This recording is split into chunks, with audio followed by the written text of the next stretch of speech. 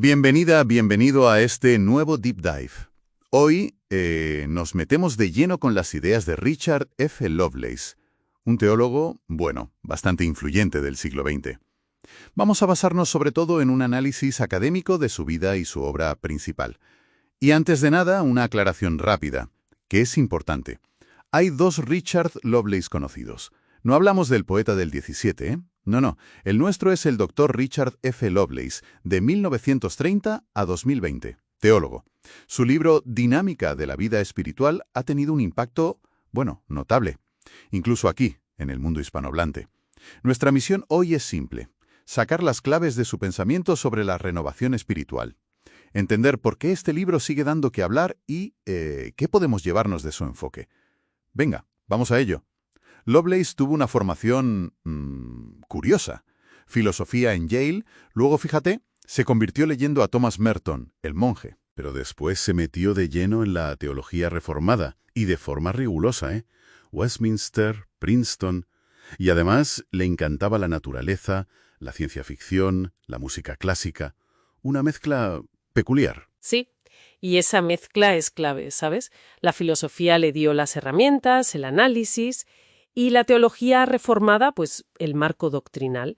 Por eso no veía la vida espiritual solo como sentimiento, no, sino como un sistema coherente, una dinámica. De ahí el título de su gran libro. Buscaba un enfoque, digamos, analítico para aplicar la doctrina a la vida diaria del creyente.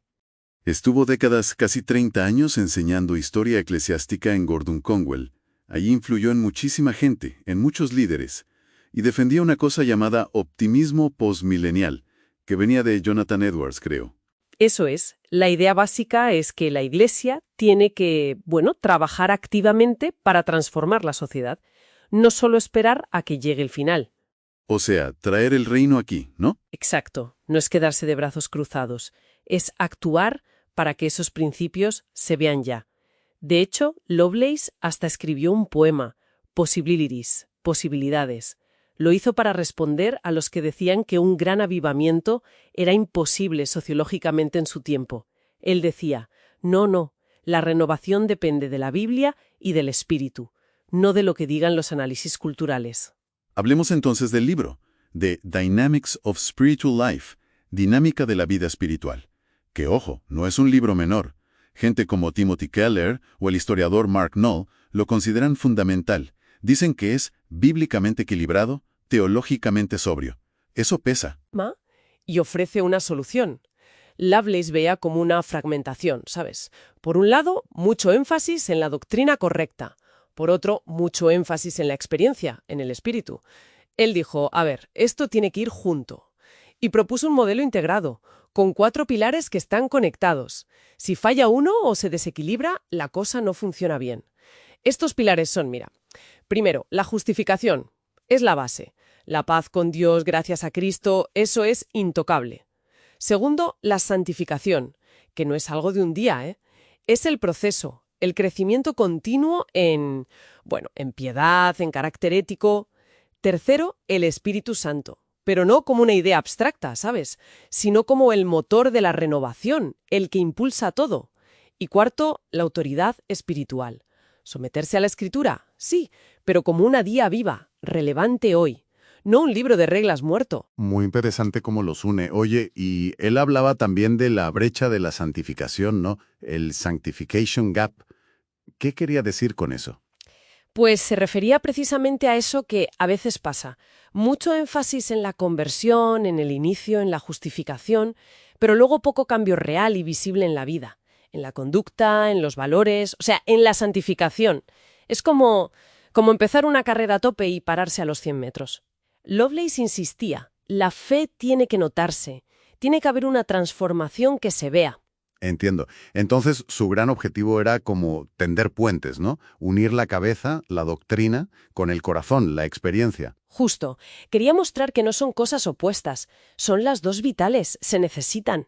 Y todo dinamizado por el espíritu bajo la guía de la Escritura. Y ojo, no lo veía como algo pasivo, ¿eh? Decía que la renovación implica una guerra activa contra la oscuridad espiritual.